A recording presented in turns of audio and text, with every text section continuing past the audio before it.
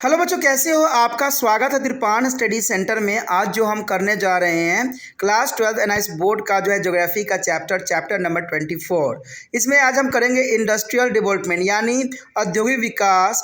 ये टॉपिक जो होगा कई मानने में हर एक क्लास के बच्चों के लिए इंपॉर्टेंट रहेगा, चाहे वो सीबीएसई में पढ़ते हो, चाहे एनआईएस बोर्ड में पढ़ते हो, चाहे यूपी बिहार के बोर्ड के बच्चे हों, चाहे जो बच्चे कंपटीशन की तैयारी कर रहे हैं उनके लिए भी ये टॉपिक जो होगा काफ़ी महत्वपूर्ण होगा, अमृत तुल्य होगा। इसमें जो हम इंडस्ट्रियल डेवलपमेंट के विषय में विस्तार पूर्वक चर्चा करेंगे और हर एक पहलू पर प्रकाश डालने की कोशिश करेंगे। लेकिन आपको पता है, चैप्टर स्टार्ट करने से पहले एक बात जो मैं हमेशा कहता हूँ, जिसको आपको सोचना भी चाहिए, विचार भी करना चाहिए और अमल भी करना चाहिए, वो ये है कि जब भी वीडियो देखिए पूरा देखिए, क्योंकि अधूरा जानकारी सदैव खतरनाक होता है। साथ में एक इंपॉर्टेंट बात ये भी रहता है, अगर आप पहली बार वीडियो देख रहे हो तो लाइक शेयर सब्सक्राइब करना मत भूलना, क्योंकि दोस्तों लाइक कीजिएगा तो बनाने वाले का मनोबल बढ़ता है, सब्सक्राइब कीजिएगा तो इससे ये होता है कि जब भी मैं कोई वीडियो डालूंगा उसका नोटिफिकेशन आपको समय रहते मिल जाएगा। और देखिए, शेयर का मतलब ये होता है कि आपके थ्रू न जाने किन बच्चों को हेल्प मिल जाए, ये आप भी नहीं जानोगे, इसलिए जो है आप शेयर जरूर करो, ठीक है। व्हाट्सएप स्टेटस पे भी लगाओ। दोस्तों एनआईएस सेंटर जो है कई मानने में बहुत से बच्चों के लिए हेल्पफुल है, चाहे वो 8th क्लास हो, 9th 10th 11th 12th हो, चाहे वो एनआईएस बोर्ड के बच्चे हों, ठीक है, चाहे बीए एमए के बच्चे हो, सभी क्लासों के लिए कुछ ना कुछ जो है तिरपान सेंटर में उपलब्ध है। तो इसलिए आपके लिए ज़रूरी है कि आप सब्सक्राइब करके इसको चैनल को जो है सेव कर लो, नहीं तो बाद में अगर रिसर्च करोगे तो शायद आपको ये चैनल प्राप्त ना हो। तो इसलिए सोचना नहीं, विचार नहीं करना है, सब्सक्राइब करके जो है अपने पास सेव करना है। दोस्तों ये तो बात था आपके लिए, लेकिन अब देखते हैं हमारा आज टॉपिक क्या है। The next is the most important here, petrochemical industry. The petrochemical industry is the most important industry here. Petrochemical industry is one of the fastest growing industry of India. You know that there are faster growing industry of India here, and this industry has a revolutionizing of industrial since by the providing the product which are the substituting their traditionally raw material like a wood, glass, metal. It is a product of meet a various need of people at the low cost. Petrochemical are derived from the petroleum or natural gas. We use a variety of product from a morning till evening. Made from a petrochemicals is a toothbrushes and toothpaste, combo, hairpins, is a soap, and case, plastic masks, garment, radio case, ball point pen, detergent, electric switch, lipsticks, insecticide, bag, bed cover, and frame of some other goods made from the petrochemical. You know that there is a most important petrochemical industries here, and they're faster growing industry because there is a production of the many types of household things. Is example toothbrush, toothpaste, combo, hairpin, is a sample case, plastic mugs, garment, radio case, ball pen, point pen, detergent, electric switches, lipstick, insecticide, bag, bed, cover, and from some of this good. There is the most important petrochemical industries here. India is a petrochemical corporation has a set up to the hugs as a petrochemical complex near of Vadodara, a producing a wide range of product besides Vadodara, Gandhar, and the Haziara and Gujarat and Nagathon is the Maharashtra or other important center of petrochemical industry. India is a self-sufficient in the production of petrochemicals here, and crude oil has a no value of unless it is refined as a well. The refining is the crude oil. Thousands of products like kerosene is a diesel, lubricant, and raw material for a petrochemical industry. A drive India has a present 80 refiners. There is the most important here 18 refiners, and the refiners are there. Digbois, Mangones, Numamatis, all are the same. The Mumbai of two Maharashtra and Visakhapatnam, Andhra Pradesh, and Brownies is Bihar.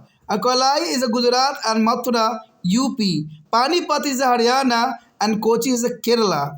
And Mangalore here, Karnataka, and the Chennai is Tamil Nadu, and this only a private oil refinery belong to BR Reliance Industry Limited is located at Jamnagar Gujarat. कहते हैं अगर देखा जाए तो petro रसायन उद्योग जो कि काफ़ी महत्वपूर्ण है, पेट्रो रसायन उद्योग जो कि कई काम में कई हर जो है घर के कामों में यूज़ आता है, और कहते हैं श्रृंगार के लिए भी पेट्रो रसायन उद्योग में ही काफ़ी महत्वपूर्ण रखता है। भारत में पेट्रो रसायन उद्योग तेज़ी से वृद्धि करता हुआ उद्योग है, और इस उद्योग ने देश के पूरे उद्योग जगत में एक क्रांति ला दी है, क्योंकि इसके उत्पाद परंपरागत कच्चे माल जैसे लकड़ी, कांच एवं धातु की प्रतिस्थापित करने में अधिक सस्ते और उपयोगी पाए जाते हैं। लोगों की विभिन्न आवश्यकताओं की पूर्ति करने वाले इस पेट्रो रसायन के उत्पादन लोगों के सस्ते दामों पर उपलब्ध भी है, और पेट्रो रसायन को जो है पेट्रोलियम या प्राकृतिक गैस से ही प्राप्त किया जाता है। अब देखिए ये भी काफ़ी महत्वपूर्ण है कि इसका जो है जर्नली देखा जाए तो पेट्रोलियम या प्राकृतिक गैस से ही प्राप्त किया जाता है। यदि इस बात पे हम गौर करें कि सुबह से शाम तक जो है हम पेट्रो रसायन का ही उपयोग करते हैं, तो इसमें कोई दो राय नहीं होगा, चाहे आपका सुबह हो चाहे शाम हो, आप हर समय जो है पेट्रो रसायन के ही प्रोडक्ट का यूज़ करते हो, इसमें कोई दो राय नहीं है। अब सोचिएगा कि पेट्रो रसायन का उपयोग हम कहाँ करते हैं, ऐसा तो हमें कहीं दिखता नहीं है। तो आपको बता दूँ मैं कि जो आप टूथब्रश यूज़ कर रहे हो, टूथपेस्ट यूज़ कर रहे हो, कंघी यूज़ कर रहे हो, बालों में लगाने वाले हेयर पिन यूज़ कर रहे हो, साबुन रखने के लिए डिब्बे यूज़ कर रहे हो, प्लास्टिक मग यूज़ कर रहे हो, सिंथेटिक कपड़े यूज़ कर रहे हो, radio TV cover, ball pen, electrical switch, detergent powder, lipstick, कीड़े मारने की दवाई, प्लास्टिक थैलियाँ, फेम, गद्दे और चादर इत्यादि असंख्य वस्तु जो है पेट्रोलियम रसायन से ही बनते हैं, पेट्रो रसायन से ही बनते हैं। तो आपको सही कहा ना कि आप सुबह से लेकर शाम तक जो हो पेट्रो रसायन का ही उत्पादों का उपयोग करते हो, तो ये काफ़ी महत्वपूर्ण क्यों नहीं बन जाएगा। जब कहते हैं सुबह से शाम तक हम इसी का उपयोग करते हैं, तो ये जो है इंडस्ट्रीज काफ़ी प्रोग्रेसिव हो सकता है, और आने वाला समय में इसका और भी महत्व बढ़ने वाला है। कहते हैं भारत पेट्रो रसायन निगम ने जो है बड़ोदरा यानी गुजरात के समीप एक विविध पेट्रोकेमिकल कॉम्प्लेक्स के स्थापित भी किया गया है, जिससे विभिन्न प्रकार के पदार्थ जो है बनाए जाते हैं, और बड़ोदरा के अलावा गुजरात राज्य में गंधार एवं हजीरा केंद्र भी स्थापित किए गए हैं। अन्य राज्यों में महाराष्ट्र नगाथेन केंद्र में जो है पेट्रो रसायन उद्योग स्थापित भी है, और भारत पेट्रो रसायन पदार्थों के निर्माण में पूर्णतः आत्मनिर्भर हो चुका है। कच्चे तेल की प्रकृति किए बगैर भी कोई खास महत्व नहीं है, परंतु जब उसे प्रकृत किया जाता है तब वह खनिज तेल पेट्रोल के रूप में बहुत ही बहुमूल्य बन जाता है। तेल के प्रक्रियाकरण करते समय हजारों किस्म के पदार्थ मिलते हैं, जैसे मिट्टी का तेल, पेट्रोल, डीजल, लुब्रिकेंट और वे पदार्थ जो पेट्रो रसायन उद्योग में कच्चे माल के रूप में उपयोग में लाते हैं। तो आप सोचिएगा ये सब क्या है। आपको मैं बता दूं कि जो पेट्रोल होता है, जो पेट्रोलियम होता है, वो एक कच्चे पदार्थ के रूप में होता है, और उसमें सारे मटेरियल मिलता है। ठीक है, इसको अगर आप किसी क्लास में पढ़े हो तो उसको इस प्रोसीजर को हम आश्वन विधि कहते हैं। क्या कहते हैं? आश्वन विधि। आश्वन विधि में जब हम पेट्रोल को डिफरेंट कैटेगरी में डिफरेंट मटेरियल्स को इकट्ठा करते हैं, अगर आसवन विधि नहीं है तो नेट पे एक बार सर्च करके देखिए, आपको आसवन विधि का डायग्राम अवश्य मिलेगा। ठीक है, तो इसका यही है। तो ये सारे जो है हमें पेट्रोल से ही मिलते हैं, और पेट्रोल को जो आसवन विधि में रखा जाता है, जब इसको प्यूरीफायर की जाती है तो सबसे पहले मिट्टी तेल का निर्माण होता है, फिर पेट्रोल और डीजल का होता है, फिर लुब्रिकेंट का होता है, उसके पश्चात जो बचता है उसको पेट्रो रसायन उद्योग में कच्चे माल के रूप में उपयोग किया जाता है। जो अंतिम प्रोडक्ट होता है वो कोल टार होता है, जो रोडों को बनाने में उपयोग किया जाता है। तो आप समझ सकते हो कि पेट्रोल का कितना महत्वपूर्ण उपयोग है हमारे जीवन के चर्या और कार्य करने में। भारत में इस समय जो है 18 तेल परिक्रमशालाएँ बनाए गए हैं, यानी भारत में अब तक जो बन चुके हैं 18 तेल परिक्रमशालाएँ बनाए गए हैं, और इस परिक्रमशालाओं की जो है अव्यवस्थित इस प्रकार है। सबसे पहले तो है डिगबोई में बनाई गई है, उसके बेगाई गामा में, नूना माटी तीनों असम राज्य में ही स्थित है। मुंबई महाराष्ट्र में 2 इकाई हैं, विशाखापट्टनम आंध्र प्रदेश में एक लगाई गई है, बरौनी बिहार राज्य में भी एक लगाया गया है, कलाली गुजरात में भी लगाया गया है, मथुरा उत्तर प्रदेश में भी इसकी स्थापना की गई है। इवन कि पानीपत हरियाणा में भी इसकी एक लगाई गई है, और कोची केरल में भी, बेंगलोर कर्नाटक और चेन्नई तमिलनाडु में भी इसके लगाए गए। टोटल 18 तेल परिक्रमशालाएँ लगाए गए हैं। कहते हैं जवाहरनगर गुजरात में स्थित परिक्रमशाला एकमात्र संयंत्र है जो निजी क्षेत्र के अंतर्गत आता है। देखिए ये भी काफ़ी महत्वपूर्ण है कि रसायन जो है के अंतर्गत कौन जो है निजी है? सिर्फ एक ही निजी, 18 में से सिर्फ एक ही निजी है जो कि जमानगर गुजरात में लगाई गई है, और वो भी कौन सी कंपनी है? रिलायंस उद्योग लिमिटेड द्वारा लगाया गया है, यानी रिलायंस ने ही निजी कंपनी स्थापित किया है गुजरात में। The next here, industrial cluster. Industrial cluster is the most important here. There are regional variation in the level of industrial development in India. India industries has concentrated the cluster at some location. Most industrial regions in the India have are developed in the hinterland of some major port like Kolkata, and there is Mumbai and Chennai. This industrial regions has also to advantage like ability of raw materials, energy, capital and market. And the six major industry region is emerged, out of which three are the hinterland of ports. The six major industry regions are flowing here. The first are Hooghly industry region, and second are Mumbai Pune industry region, and third are Ahmedabad Bodhedra regions, and Madurai is a Coimbatore and Bangalore region here. Chota Nagpur Plateau region is important here, and Delhi and the adjoining region. Besides these major industry regions, there are 15 minor industry region and 15 industry district. There is an important here. 15 is a minors industry region and 15 industry district regions here. This is the most important. अगला जो हमारा है उद्योग समूह। देखिए उद्योग समूह क्या है? कहते हैं भारत में औद्योगिक विकास दरों में बहुत अधिक क्षेत्रीय असमानता व विभिन्नता देखने को मिल जाती है, उसमें कोई दो राय नहीं है। कहते हैं कुछ स्थानों में भारतीय उद्योग समूह के रूप में संकेंद्रित हो गए हैं, तो भारत में अधिकतर उद्योग क्षेत्र का विकास कुछ प्रमुख बंदरगाहें जैसे कोलकाता, मुंबई, चेन्नई जो है पृष्ठभाग के इर्द गिर्द क्षेत्रों में ही हो गया है। तो इसमें कोई दो राय नहीं है कि ये बंदरगाहें कोलकाता, मुंबई, चेन्नई के कुछ क्षेत्रों में ही आपको नज़र आ सकता है। इन उद्योग क्षेत्र को सभी सुविधाएं एवं लाभदायक स्थिति प्राप्त है, जैसे कच्चे माल की उपलब्धियाँ, ऊर्जा जो है, पूंजी, विमापन केंद्र और अभियंता इत्यादि। कहते हैं कुल 6 औद्योगिक क्षेत्र में से 3 इन बंदरगाहों के जो है पृष्ठ प्रदेश में ही स्थित है। प्रमुख 6 उद्योग जो क्षेत्र निम्नलिखित यहाँ पर दर्शाया गया है, जो कि काफ़ी महत्वपूर्ण है। तो यहाँ पर तो पहला यही आता है हुगली औद्योगिक क्षेत्र, दूसरा आता है मुंबई पुणे उद्योग क्षेत्र, तीसरा आता है अहमदाबाद बड़ोदरा क्षेत्र, चौथा आता है मंदुरे कोयम्बटूर बेंगलोर क्षेत्र, पाँचवा आता है छोटा नागपुर का पठारी क्षेत्र, और छठवां आता है दिल्ली और उसके आसपास के क्षेत्र। तो ये काफ़ी आदर्श स्थान है जहाँ पर इनकी स्थापना की गई है। इन प्रमुख जो है क्षेत्रों के अलावा 15 छोटे उद्योग क्षेत्र हैं और 15 जो है औद्योगिक जिले हैं, जो कि काफ़ी महत्वपूर्णता को यहाँ दर्शाया गया है। अगला टॉपिक और भी महत्वपूर्ण है, चलिए देखते हैं अगला क्या है।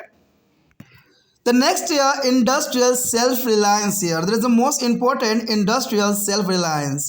Industrial self-reliance means that is the people of India establish and operating industries with there is a own technique, knowledge and finance and using of machines manufactured in their own country without depending on other. There is an important here reliance. The government of India is formulated on the industrial policy in 1956 with the objective of the increasing industrial output, generating employment and dispersal of the industries, removing a regional imbalance in the industrial development and the development of village and small-scale industry. There is an important point here. And through the planned development of industries, we now is a manufacture several is a types of industrial goods. A major breakthrough has been to achieve in the production of capital good. India is now self-reliant in the production of heavy machines and equipment used in the mining, irrigation, power project, transport and communication.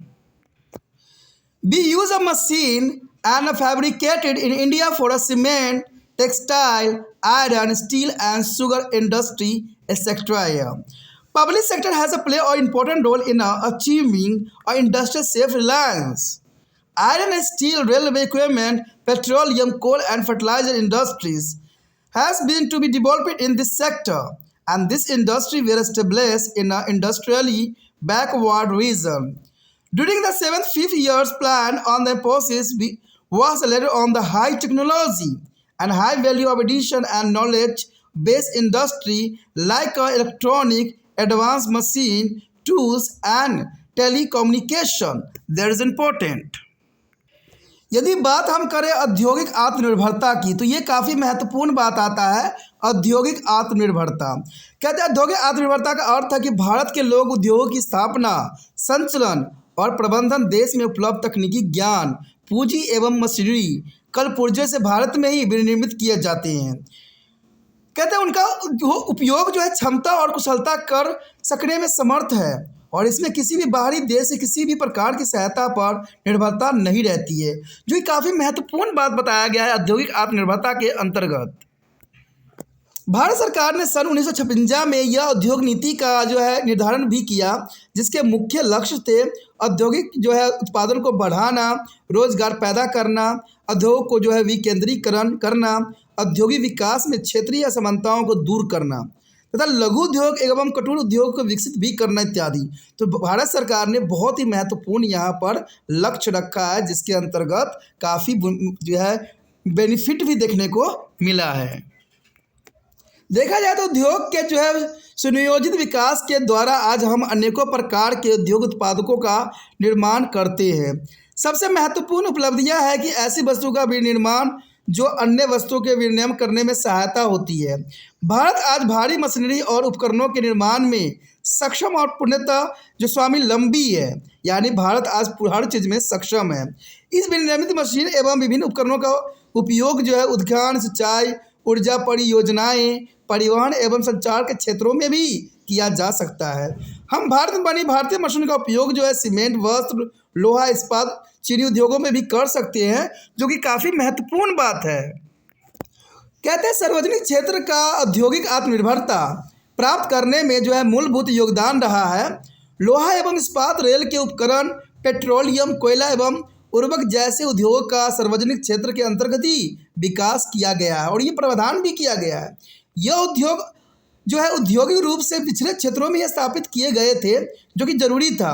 कहते हैं पिछड़े क्षेत्रों में स्थापित करने से उन क्षेत्र में जो बेरोजगारी की समस्या से जूझ रहे व्यक्ति होते हैं उनको रोजगार प्राप्त हो जाता है। इसलिए कोई भी उद्योग जो है पिछड़े हुए क्षेत्रों में ही स्थापित करने की आवश्यकता है। कहते हैं 7वीं पंचवर्षीय योजना के काल में उच्च औद्योगिक, उच्च मूल्य संवर्धन और आधुनिक ज्ञान विज्ञान आधारित उद्योग जैसे इलेक्ट्रॉनिक्स उद्योग, प्रोन्नत प्रकार की मशीनरी, उपकरण निर्माण, दूरसंचार के क्षेत्र पर अधिक बल दिया गया था। तो ये काफ़ी महत्वपूर्ण है कि 7वीं पंचवर्षीय योजना को इसी के अंतर्गत लगाया गया था, जो कि काफ़ी महत्वपूर्ण था। आगे हमारा है आर्थिक उदारीकरण का प्रभाव। देखिए उदारीकरण का प्रभाव क्या पड़ा, चलिए देखते हैं। The next impact of economical liberalization. There is the most important here impact of economical liberalization. The process of industrialization is India can be divided into two parts, before and after 1992. The 1992 there is after and before. There is the most important here. During the first 40 years after independence, the India economies had diversified and expanded very fast. But this growth are characterized by the graded control and regulation. In August 1992, Government of India took a bold step of changing its economical policy for state control to the market force. A need was felt to be given more responsibility to the private capital and enterprise, both domestic as well as foreign. In a response to this, a new industry policy of liberalization, privatization and globalization was adopted in August 1992. Immediately change of case here, economical policy was to tie over balance of payment and the crisis, but having wide social, economical, political and geographical implication here. A liberalization means a reduce a role of the government and greater role of the market of liberal attitude of government establishment and running industry. You know that what you mean to hear liberalization here? The liberalization means or reduce a role of government and greater role of the market or the liberal attitude of the government of the establishment and running of industry. It was treated as a panacea for the ill of Indian economy. However, after 15 years of following their path of liberalization, the results are not that sweet. The after of 15 years following the path of liberalization, but result is not as sweet. The gap between to the rich and the poor has increasing. The gap of rich and poor was a increasing of the gap. Production of good of the mass consumption has not improved. Employment opportunity have not increased at the desired rate. In a privatization, there will be transfer of the ownership of public enterprise to private capital. Opening up more industry area to private capital or enterprise. The main aim of the privatization is to be make use of privately owned resource for a collective welfare of the people. The globalization which stand in the current phase of the increasing integration between two different economics of world. The economical gap between different nations is reduced by removing all the restriction between national on the movement of goods, service, capital and technology also here. The globalization has made a significant impact on the consumption of pattern and lifestyle of the people. Nowadays, the whole world has become a market, and globalization has also effect on the value of system. यहाँ पर जो हमारे समक्ष आया है अत्यंत महत्वपूर्ण point आर्थिक उदारीकरण का प्रभाव। देखिए, भारत ने जो उदारीकरण का जो नीति अपनाई कहते हैं वो काफ़ी महत्वपूर्ण था और इससे जो है व्यापारों को भी काफ़ी प्रोत्साहन मिला। इसलिए आर्थिक उदारीकरण का प्रभाव के बिना जो है ये इंडस्ट्रीज जो है अनभिक्त नहीं रह सकी, क्योंकि जब तक उदारीकरण की अगर नीतियों का अनुसरण नहीं किया गया तब तक जो है कोई भी इंडस्ट्री जो है प्रफुल्लित नहीं हुआ। तो भारत सरकार ने भी बहुत काफ़ी महत्वपूर्ण योगदान दिया उदारीकरण के प्रभाव के रिगार्डिंग, उदारीकरण के अंतर्गत। तो यही टॉपिक हमारा है, आर्थिक उदारीकरण के प्रभाव। देखिए, भारत में औद्योगिकरण की प्रक्रिया दो भागों में विभाजित किया जा सकता है। एक तो 1992 के पूर्व तथा पश्चात, यानी 92 से पहले और आगे की बातें बताई गई है। स्वतंत्रता प्राप्ति के बाद प्रथम 40 वर्षों के अंतराल में भारत की अर्थव्यवस्था में तेजी से विविधता तथा विस्तार आए और ये देखने को भी मिला, परंतु इस वृद्धि में कठोर सरकारी नियंत्रण तथा निर्धारित नियम का अनुपालन इसके विशेष रही।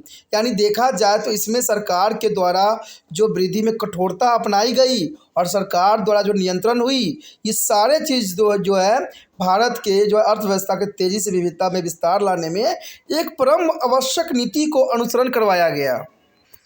अगस्त 1952 में भारत सरकार ने एक साहसिक कदम उठाते हुए भारत की आर्थिक नीति पर लगने वाली सरकारी नियंत्रणों में काफ़ी बदलाव ला दिया। यानी 1992 में एक ऐतिहासिक समय काल था जहां पर सरकार ने आर्थिक नीति में जो है बहुत काफ़ी बदलाव किया और ने बाजार के शक्तियों के अनुरूप बदलाव लाने की लचीलापन प्रदान भी किया।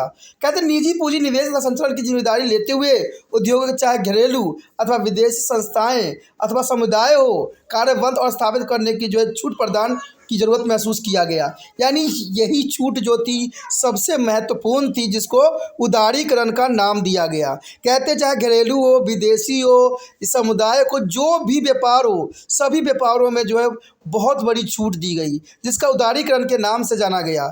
इस नई सभी सोच विचार का नतीजा एक नई औद्योगिक नीति का जो है निर्धारण करना था, जिसके अंतर्गत अगस्त 1992 में उदारीकरण, निजीकरण और वैश्वीकरण की नीति को अपनाया गया। देखिए, ये शब्द जो है उदारीकरण, निजीकरण, वैश्वीकरण ये अत्यंत महत्वपूर्ण है किसी भी उद्योग के लिए। उदारीकरण यानी रूल रेगुलेशन में जो है छूट प्रदान करना, निजीकरण यानी जो है प्राइवेटाइजेशन कर देना और वैश्वीकरण यानी विश्व स्तर पर जो है उसको बढ़ाना, आगे उसको स्टिमुलेट करना। तो ये तीनों शब्द जो है काफ़ी महत्वपूर्ण था भारत के अर्थव्यवस्था को प्रोत्साहित करने के लिए। कहते हैं अगस्त 1992 में लिए गए इस नए नियम के पीछे तत्कालीन कारण बकाया भुगतान की आदगी के संकट पर काबू पाना था, क्योंकि भारत इस समय जो है बहुत तकलीफ़ों से गुजर रहा था। इन्हीं कारण से जो है भारत ने उदारीकरण, निजीकरण और वैश्वीकरण की नीति को अनुसरण किया। कहते हैं इसी कारण क्या हुआ, सामाजिक, आर्थिक, राजनीतिक, भौगोलिक नियतों पर नियंत्रण प्राप्त करना बहुत ही आसान हो गया और बहुत ही ईजी भी हो गया। तो ये काफ़ी महत्वपूर्ण बात की तरफ इशारा कर रहा है, उदारीकरण, निजीकरण और वैश्वीकरण। तो आप समझ गए होंगे कि उदारीकरण का मतलब होता है व्यापार में छूट प्रदान करना, निजीकरण का मतलब होता है प्राइवेटाइजेशन कर देना और वैश्वीकरण का मतलब होता है विश्व के साथ व्यापार करना, जिसके कारण भारत को बहुत ही जो है फ़ायदा पहुंचा। देखा जाए तो उदारीकरण का अर्थ एक तो सरकारी नियंत्रण में कमी लाना, जो कि मैं पहले ही बता चुका हूं। दूसरा उस उदार दृष्टिकोण से है जिसके अंदर बाजार की मौजूदा जो है प्रतिस्पर्धा युक्त शक्तियों के अनुरूप आर्थिक नीतियों में लचीलापन लाना। और ये सरकार की उदार प्रवृत्ति के तहत निजीकरण को प्रोत्साहित करने का इरादा भी उजागर होता है। और इन उदारीकरण की नीतियों ने उद्योगों की स्थापना एवं संचालन जो 1992 के पहले और वर्षों में सार्वजनिक क्षेत्र पर निर्भर थे में निजी संस्थाओं ने भी जिम्मेदारी का जो है और भागीदारी के अवसर प्रदान किए गए। देखिए, निजी संस्थाओं को जिम्मेदारी देना और भागीदारी देना ये बहुत बड़ी नीति का जो है महत्वपूर्ण बात थी। इस उदारीकरण को भारतीय अर्थव्यवस्था में व्याप्त तमाम कमियों की अचूक रामबाण माना गया, परंतु लगातार 15 वर्षों तक इस उदारीकरण की नीति का अनुसरण करते हुए जो परिणाम उपलब्ध हुए वो इतनी अच्छी नहीं निकली। लेकिन कहते हैं ये उस समय बहुत दुर्भाग्यपूर्ण स्थिति थी, क्योंकि 15 वर्ष के कारण भी जो है उदारीकरण की नीति का जो है अच्छा परिणाम नहीं देखने को मिला, क्योंकि धनवान और निर्धन संपन्न एक विभिन्न के बीच खाई अब और भी बढ़ गई। जो धनवान थे वो धनवान होते गए, जो निर्धन थे वो निर्धन होते चले गए, यानी इन दोनों के बीच खाई और बढ़ता ही चला गया। व्यापक खपत वाले जो वस्तुएं थे कि उत्पादन में अनुरूप वृद्धि नहीं हुई। इसी प्रकार रोजगार के अवसर में भी असित वृद्धि नहीं हुई। कहते हैं निजीकरण में स्वामित्व का हस्तांतरण सर्वाधिक क्षेत्रों से जो निजी क्षेत्र में निजी संस्थाएं व्यक्ति समूहों के हाथों में आ जाता है और ये अधिक से अधिक अधिकार जो है क्षेत्र में निजी पूंजी और प्रबंधन सौंपा जाता है। देखिए, यही बात जो थी निजीकरण यानी जो प्राइवेटाइजेशन थी, जो बहुत बड़ी समस्या खड़ी कर दी। यानी निजीकरण की जो बात करी वो उदारीकरण को भी पिछाड़ दिया, क्योंकि उदारीकरण का नीति और निजीकरण का नीति जो प्राइवेटाइजेशन किया गया उन बड़े बड़े उद्योगपतियों को बहुत फ़ायदा हुआ, लेकिन गरीबों को जो है कमर टूट गई और ये नीति जो थी फेल हो गई। 15 साल में भी जो डेवलपमेंट वाली जो सपना भारत सरकार ने देखी थी वो नहीं सामने देखने को मिला। निजीकरण का मुख्य उद्देश्य निजी संस्थाओं के लोगों को सामूहिक कल्याण के लिए प्रेरणा देना ये होती है, लेकिन वर्तमान में चरण में वैश्वीकरण का अर्थ विश्व के विभिन्न अर्थव्यवस्थाओं में एकीकृत संबंधों को बढ़ाने से था। यानी विश्व में जो है व्यापार के संबंधों को बढ़ाया जाए। विश्व के विभिन्न देशों के बीच आर्थिक असमानताओं की विभिन्नता देश के बीच व्यापार के तहत सामान्य वस्तु व्यक्ति सेवाओं का आदान प्रदान, पूंजी निवेश और प्रौद्योगिकी आदान प्रदान पर लगे प्रतिबंधों को समाप्त कर दूर किया गया। कहते हैं जो खामियां थी उसको दूर करना सबसे महत्वपूर्ण थी और यही उद्देश्य वैश्वीकरण का भी था कि विश्व में जो वस्तुएं हैं, व्यक्ति हैं, सेवाएं का आदान प्रदान होती है, पूंजी निवेश है और औद्योगिक आदान प्रदान है, सब में जो है काफ़ी जो है बदलाव लाने की आवश्यकता महसूस की गई। कहते हैं वैश्वीकरण के लोगों के रहन सहन, जीवन के स्तर पर, जीवन शैली तथा वस्तुओं के उपयोग प्रतिमान पर महत्वपूर्ण प्रभाव देखने को मिला और आज कहते हैं पूरा का पूरा विश्व की व्यापक केंद्र जैसा लगने लगा। वैश्वीकरण ने हमारे नैतिक मूल्य और मान्यताओं का भी प्रभावित किया। तो कहा जाए तो जो वैश्वीकरण था, निजीकरण था और जो आपका जो है छूट देने वाली बात थी वो काफ़ी महत्वपूर्ण थी। यानी जो हमने तीन जो है बातों का अनुसरण किया वो काफ़ी महत्वपूर्ण थी। इसी के साथ हमारा ये चैप्टर जो है ख़त्म हो जाता है, जो कि काफ़ी महत्वपूर्ण था। इसमें हमने वैश्वीकरण, निजीकरण और उदारीकरण के विषय में विस्तार पूर्वक जाना। कहते हैं 15 साल में जो है इसका कोई इफेक्ट देखने को ना मिला। कारण यही था कि जो निजीकरण हुआ और वैश्वीकरण हुआ वो आम गरीबों के लिए नहीं हुआ, ये हुआ बड़े बड़े लोगों के लिए और इसमें सबसे अधिक मुनाफा जो हुआ अमीर वर्ग के लोगों के लिए हुआ, लेकिन गरीबों का यहाँ पर कहीं भी कोई स्थान नहीं था। तो कहा जाए तो 15 साल तक जो है इसमें कोई जो है अच्छाई देखने को नहीं मिला, चाहे वो निजीकरण हो, चाहे वैश्वीकरण हो, चाहे उदारीकरण की नीति हो। सरकार ने ये नीति चलाई थी, बहुत ही सहज और सरल थी, लेकिन इसका फ़ायदा सबसे अधिक जिनको हुआ उन्होंने ही फ़ायदा उठाया, जो कि काफ़ी महत्वपूर्ण था। ठीक है दोस्तों, अगर ये सभी बात समझ में अगर आ गया होगा, अच्छे से लगा, तो आप लाइक शेयर सब्सक्राइब जरूर कीजिए। जितना हो सके इस वीडियो को शेयर कीजिए, क्योंकि शेयर कीजिएगा तभी जो है ये वीडियो दूसरे बच्चों को पहुंच पाएगा और तिरपान स्टडी सेंटर का भी जो मकसद है, जो एम है वो पूरा होगा। क्योंकि मैं चाहता हूँ हर एक बच्चे को जर्नली ज्ञान हो, ठीक है, कोई वो चीज़ ना हो जो नहीं होना चाहिए, उनको वास्तविकता का ज्ञान हो, उनके किताब का ज्ञान हो, यही त्रिपाण स्टडी सेंटर का लक्ष्य है। और त्रिपाण सेंटर इसीलिए जो है शब्दों को दर्शाता है, आपके स्क्रीन पर सिर्फ शब्द ही रहते हैं, क्योंकि वही चीज़ देखोगे समझोगे तभी आपको जो है आप बहुत ही बेहतर बन सकती हो। और ये ज़रूरी भी है, बड़े बड़े लोग इसी पर ही रिसर्च भी करते हैं। ठीक है, अगर पहली बार वीडियो देख रहे हैं तो चलो सब्सक्राइब जरूर कर लीजिए, क्योंकि अगर चैनल को सब्सक्राइब नहीं कीजिएगा तो हो सकता है अगला वीडियो का नोटिफिकेशन भी प्राप्त न हो सके। ठीक है, इसे सब्सक्राइब करने में ही फ़ायदा है, क्योंकि सब्सक्राइब करने के बाद आपको होम पेज मिल जाएगा जहाँ पर सारे वीडियो जो है एक लाइन से आपको नज़र आ रहा होगा। ठीक है, साथ में अगर आप टॉपिक के अंतर्गत, चैप्टर के अंतर्गत या क्लास के अंतर्गत देखना चाहते हो तो यहाँ 8th से लेके जो है MA तक के बच्चों के लिए सभी वीडियो जो है एक लाइन से उपस्थित होगा प्ले लिस्ट में। तो प्ले लिस्ट को एक बार जरूर ओपन कीजिए। साथ में अगर कुछ सुझाव देना चाहते हो, कुछ शिकायत है, कुछ गलत है, कुछ सुधार चाहते हो तो कमेंट अवश्य कीजिए। कहते हैं कमेंट करने से ही कुछ सुधारा जा सकता है।